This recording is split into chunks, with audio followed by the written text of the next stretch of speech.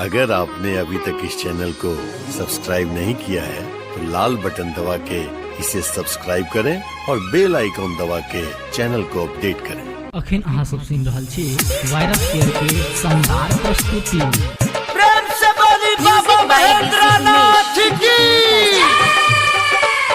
2020 में खेलल कौन खेला कोनो उपाय लगाबू बम भोला करुण कनियो चमत्कारियो करुण कनियो चमत्कारियो बाबा कोरोना से दुनिया के बचाबियो बाबा कोरोना के दुनिया से बचाबियो।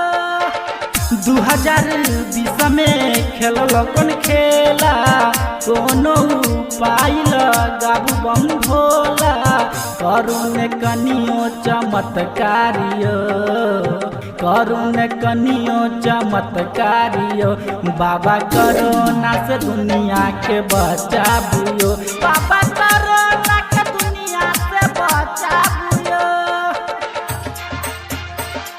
अखन अहाँ सब सुन रहल छी वायरस केयर के शानदार प्रस्तुति।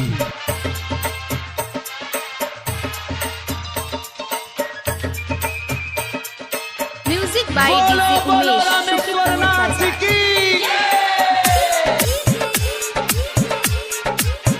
छोड़ल कई चीन के हन बेमारी कोनो उपाय लगाबू यो छोड़ल कई चीन के हन बेमारी कोनो उपाय लगाबू यो। आहा त्रिलोक के स्वामी छी कोनो विचार सुनाबू यो।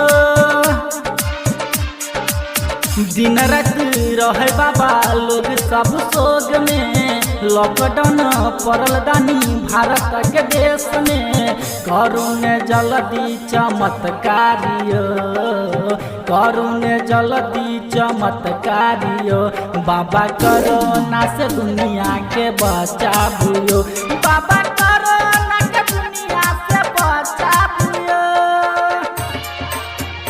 अखन अहाँ सब सुन रहल छी वायरस केयर के शानदार प्रस्तुति।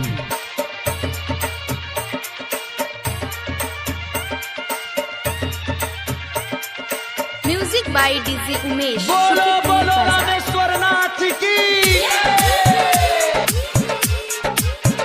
एलै सावन हेतै कोना पूजा अहाँ के बाबा यो एलै सावन हेतै कोना पूजा अहाँ के बाबा यो। लके कामर सावन के भीड़ पुलिस मिल मार डंडा यो। गायक श्याम सुंदर लिखलक विचारियो करुणे दया बाबा दुनिया पर आबियो करुणे जल्दी चमत्कारियो करुणे जल्दी चमत्कारियो बाबा कोरोना से दुनिया के बचाबियो बाबा कोरोना से दुनिया के बचाबियो। 2020 में खेलल कौन खेला कोनो उपाय लगाबू बम भोला करुण जल्दी चमत्कारियो करुण जल्दी चमत्कारियो बाबा कोरोना से दुनिया के बचाबियो बाबा